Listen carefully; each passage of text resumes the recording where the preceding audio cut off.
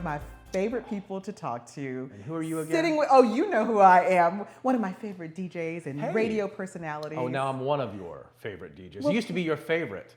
Well, you got a second half that I absolutely adore. Well, that's true. So, My better half, as they call it. Kim. So let's talk about you. I thought you meant my home life. What? No, yes. No. We are talking only on you, and I know this is kind of different. I know. You split us up. I'm a little nervous. Because I want to talk to I just want people to get to know you. You have such an interesting personality. You have a very love it or hate it personality. Either you get under people's skin or they go, I like his sass. Sass mouth, style, not afraid to say what people are thinking. Hell, I'm not afraid to say what I'm thinking. And that can put people off. But the cool thing is that after 22 years on the radio here, and this is literally my home, legitimately, I've been here longer than anywhere else, even where I grew up. I grew up in Washington, D.C. for the first 18 years of my life. Well, I left, and now I've been here for 22 years. So this is my home, and I know East Tennesseans. I feel like I'm an East Tennessean. So I'm speaking to my people, and my people are speaking back to me. And you know, yeah, I think I keep my tongue in my cheek enough that they know I'm kind of playing a little bit when I'm not really serious. I think Kim calls me 98% jokey. Oh, So, really? Yeah. Okay. So people know. I mean, I get serious. I get real. I mean, I'll call it like it is.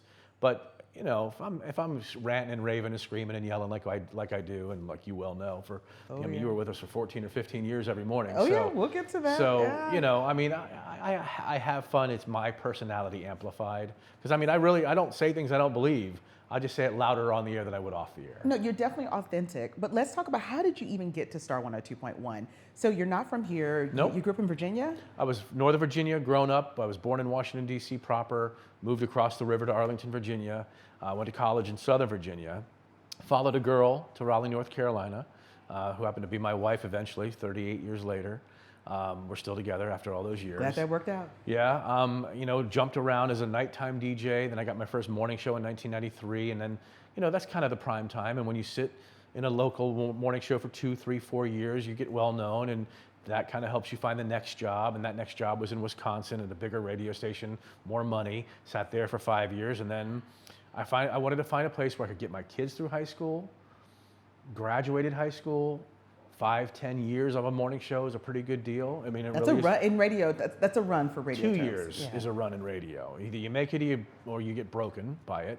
And so we just celebrated our 22nd anniversary on the radio. I've gotten my kids through the same high school. My kids all went to college and are out now. I'm an empty nester. I want to be here for the rest of my life. This is my home. I don't want to, and even if they throw me off the radio tomorrow, I ain't leaving. You ain't getting rid of me yet. I'm gonna show up in the background when you're on the morning show. I'm gonna go, hey, I'm gonna wave at you from behind. What was your radio style the same as it was now? Like, how did you develop? Because it's a craft. It's not, you just don't show up and just start talking. No. It's a craft that's developed over time. So in the early days, were you always Marc Anthony on the radio? Did Marc Anthony before Marc Anthony? The singer was Marc Anthony when he was still Marco Antonio Muniz. That was his name. I was Marc Anthony before he was Marc Anthony. It's not my real last name. I wanted to protect my kids from my, you know, getting too well known as my child, and that's a pain in the butt for them. But so yeah, I've been Marc Anthony for a long time. You copycat everybody else's style. You learn what sounds good in relation to how you do it. As a nighttime DJ, you know, you listen to people like, you know, Wolfman Jack or Magic Matt Allen or these some great nighttime DJs, and you emulate their style. And so doing that kind of radio is different than doing a morning show. The hardest thing to learn in mornings, and I told you this a million times, and you know this from being on TV every morning, the hardest thing to learn in this business is to be yourself, how to be yourself.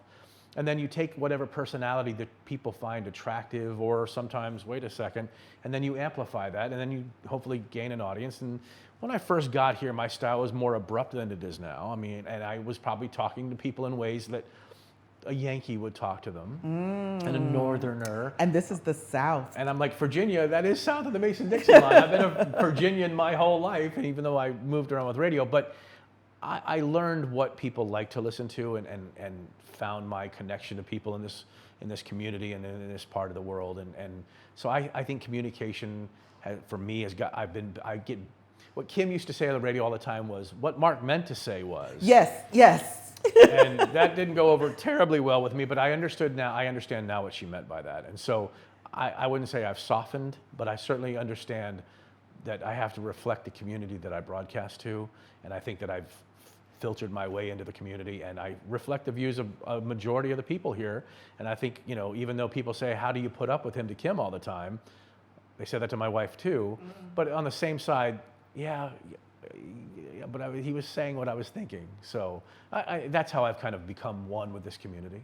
So how did you even decide you wanted to be in radio? For me, it was first grade.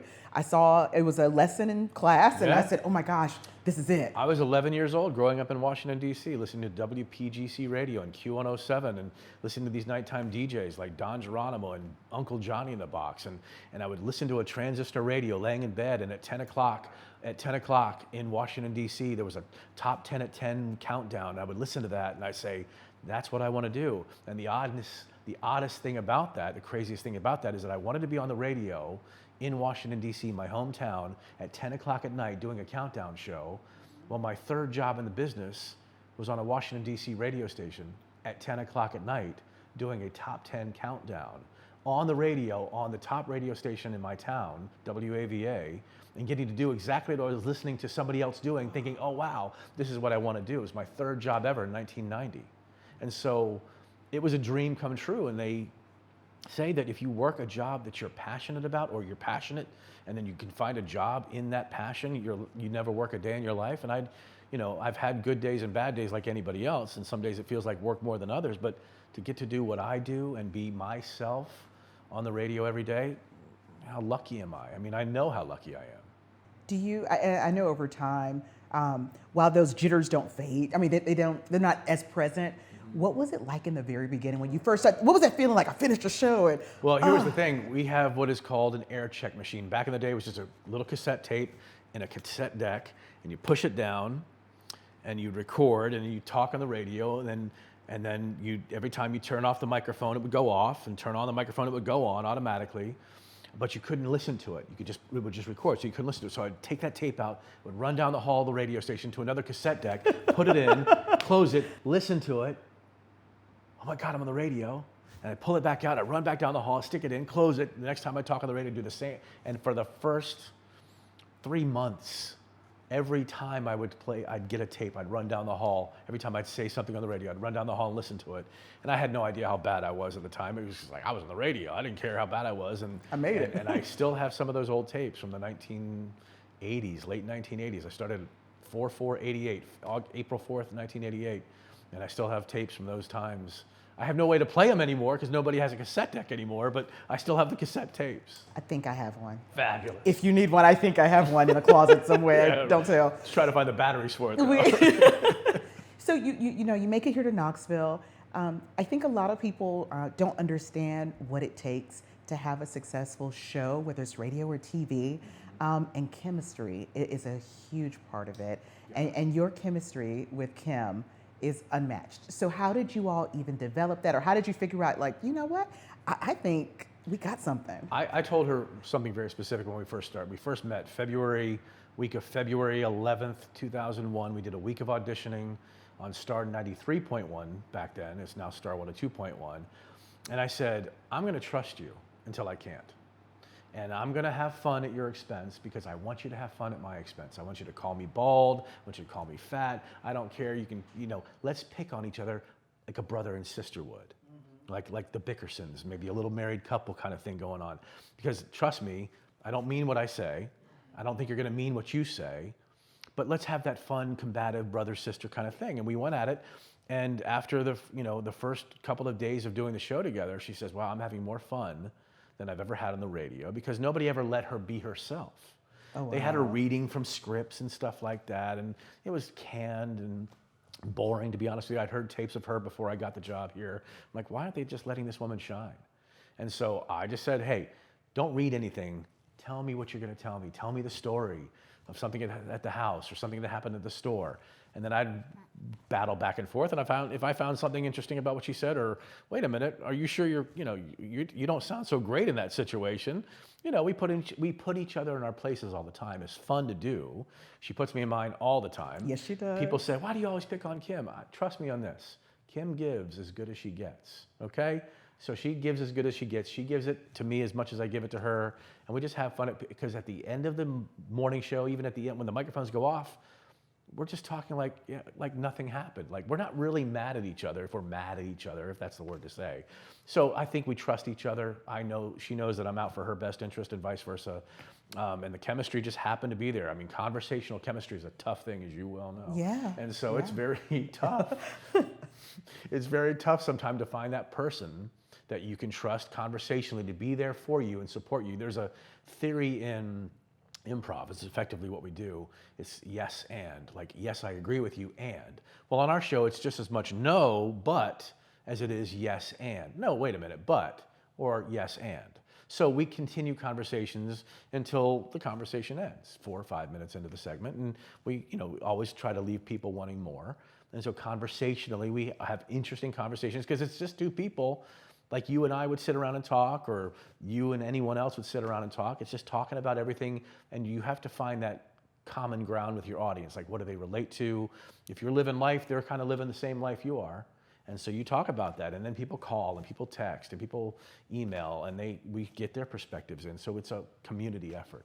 I remember when I was on your show for a few years, 15, Yeah. giving the news headlines, and I remember like my first few days, and I'd get on there and I'm in news mode, and I'll never forget after the newscast, you said, honey, stop. You're not a news anchor right now. Be yourself. Well, that's the thing, because I knew you as Tearsa Smith on TV, and I knew you as Tearsa in real life. Right. And I'm like, okay, I need that Tearsa. I need hanging out at the football game Tearsa. I need, and that's a rapport that was hard to develop, because you and I would do a segment where we're just talking about anything and nothing, and then we'd go into news, and then so there was news Tearsa, and then it was funny because you would say things like, news Tearsa needs to come off for a second, and then you get real. You get real, and that was the fun part. And TV is different than radio. I mean, your personality shines through in the morning show, and on Voices in the Valley. And at the same time, there's a certain kind of structure and style to the way news is delivered, but you do have that ability to just hang out and be a person. And I've told you a million times, you were built for morning radio. You were But simply... Don't say that. My boss is like two She's steps built away. for morning radio, and the second you don't understand what you got here, we got her. Again.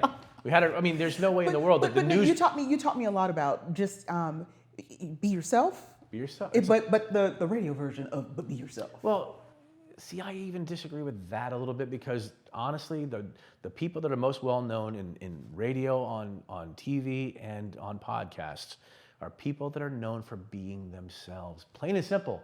And either you like it or you don't. There's plenty of people out there who will listen and give you the audience share that you need, and the rest can just go to wherever they want to go. You'll find your audience. We have found our audience. We're the most listened to morning show in East Tennessee. It's for a reason, because we do what we do well, and we know it's interesting. So how does one keep a show going for 22 years? That is so unheard of. If you live your life and you're not afraid to open up and share. There was a segment we did just recently that actually literally got me weeping. I was crying my eyes out on the radio. I could barely even speak, because of what young women go through right now on social media. Now, I have raised 3 daughters. I'm married to a woman, my work wife. So I see what you guys are subjected to, and the fakeness that is everything from filters on TikTok to the standards that women think that they have to rise to, and teen suicide. It's like, especially for teen girls, it's like you don't have to live up to anybody else's standards. If you have, I'm a 50-some-odd-year-old man telling you, please find a way out of this somehow, and it just hit me. It's just like, I can't imagine the struggle, because I know what I went through as a teen boy, and it was tough. I was bullied, and I hated it, and I never contemplated, no, I'm not gonna say that. I had contemplated suicide. I said, I'm gonna get through my day today, because I know that I'm gonna walk in front of a bus on my way home today. I knew that I wasn't gonna have to suffer the things that I was suffering, because I was going to end it at the end of the day. So I know what teens go through. I know what young adults go through when it comes to that. And if I can just say, hey, it gets better. It does. It gets better. And now in this world of trolls and everything else, sometimes it doesn't get better. And that's why I said these words. I said, sometimes you're going to have to just find your own way out of it, because really people don't know how to help you. You have to find your own way out of it. And I preach that to my daughters, and I try to preach that to the people that are listening. Find your way out, because really no one can help you other than yourself.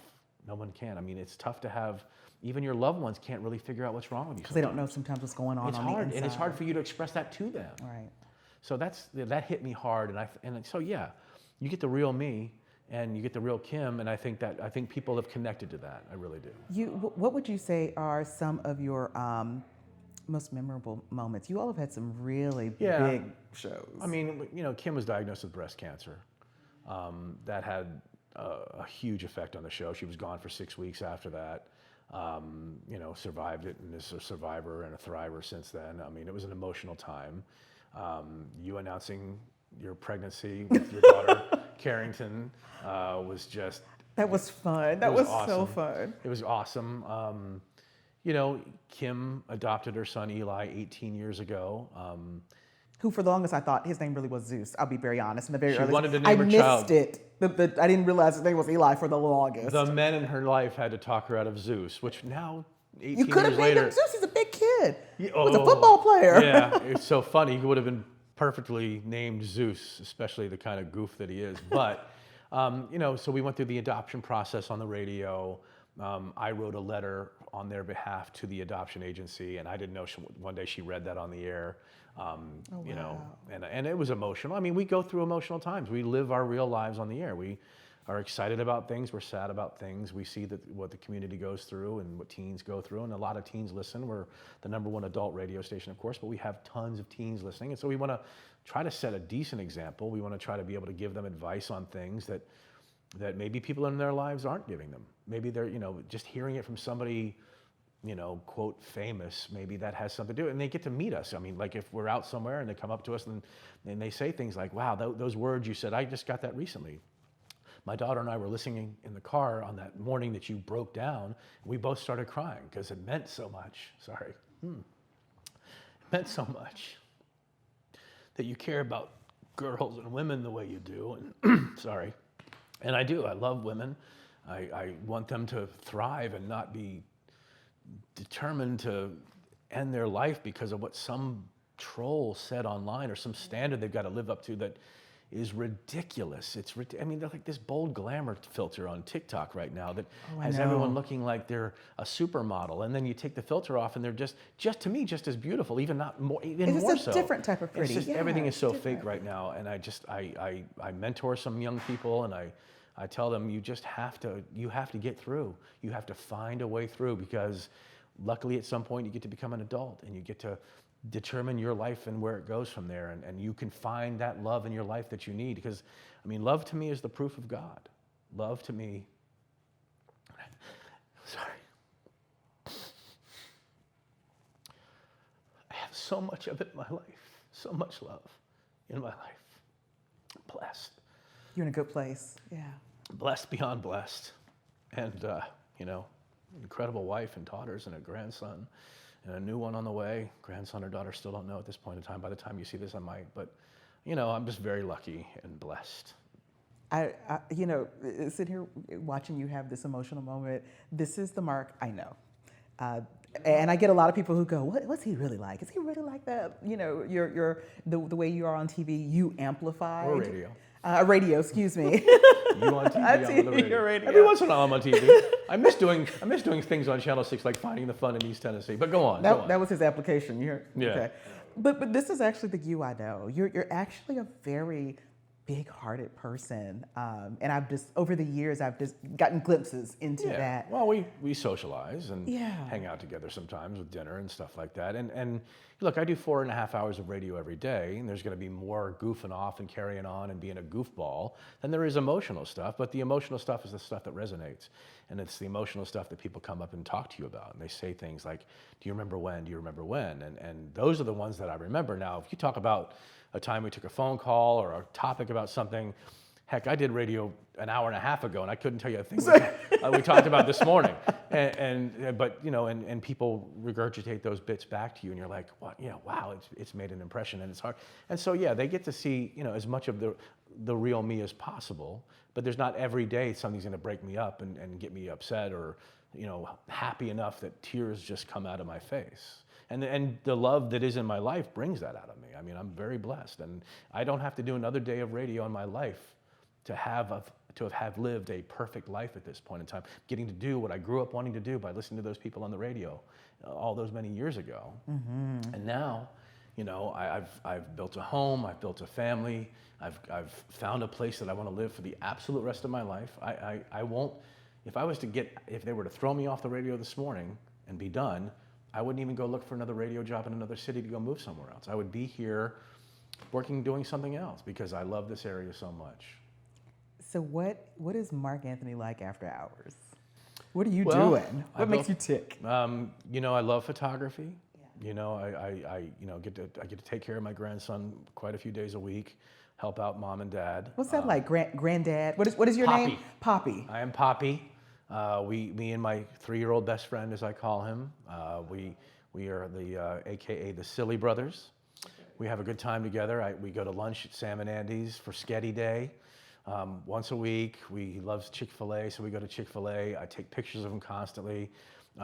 Photography has been even before I was interested in radio, I was taking pictures. My father put a camera in my hand for the first time at age 10 or 11, and I've had a camera in my hand ever since. I get to write about food in City View magazine and take pictures for articles in City View magazine, and I have a sideline photography business. And wait, go back to I want to know more about the City View magazine. So you do food reviews? Yeah. What do you do? Tell me. Well, it's in the magazine in the lobby out there. You should go check it, go flip through it. It's got, every issue we'll pick a theme. I think the last one was Mexican food, and I went to 5 or 6, maybe even 7 different Mexican restaurants, and I'll take a picture of the food, and I'll eat the food, and I'll write about the food. I didn't want to do a rating system. Okay. I didn't, because I don't want to hurt anybody's feelings. Believe it or not, didn't want to hurt anybody's feelings, which is a shocker.